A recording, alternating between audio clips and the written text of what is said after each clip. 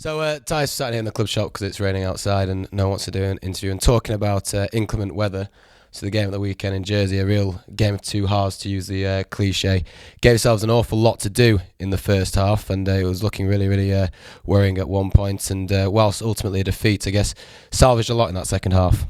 Yeah, we didn't start particularly well, and before we knew it, we were 10-0 down and probably facing an uphill battle.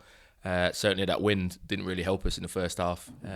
Second half, again, we came out fighting, and we put some phases together and actually showed Jersey what we were about, as opposed to that first half.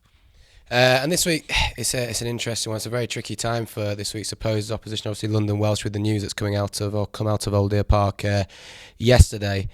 Still unconfirmed on what's going to happen this weekend and the weekend after. How has it affected the training and your preparation this week so far?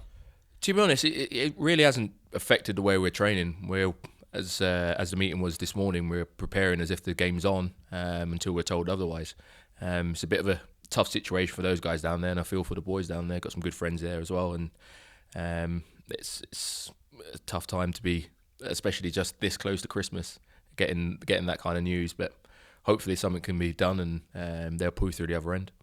Yeah, obviously makes you realise how lucky we are with the setup that we've got here. But looking on more positive notes, obviously, as well as the stuff that you're doing with the Knights this year and the ongoing championship campaign, you're also very much involved in the Knights Academy, who are having a fantastic season so far. And we had a real breakthrough last week at Jersey with James Wright involved in the travelling squad. That must be something you're really proud of. Oh yeah, mate. It's not so much me being proud. It's just testament to the hard work the boys have been putting in. The last year and a half, we've taken boys who probably wouldn't necessarily have made a starting lineup for their age group team or whatever it was, and we've brought them together, and they're starting to put some good results together and chasing quite hard in that Bucks League, and yeah, we just look forward to seeing them grow further and further. And to James, I mean, he was in the travelling squad last week, and you could see it in his face. He couldn't do enough to be there, and yeah, his opportunity will come, and he just has to keep on working.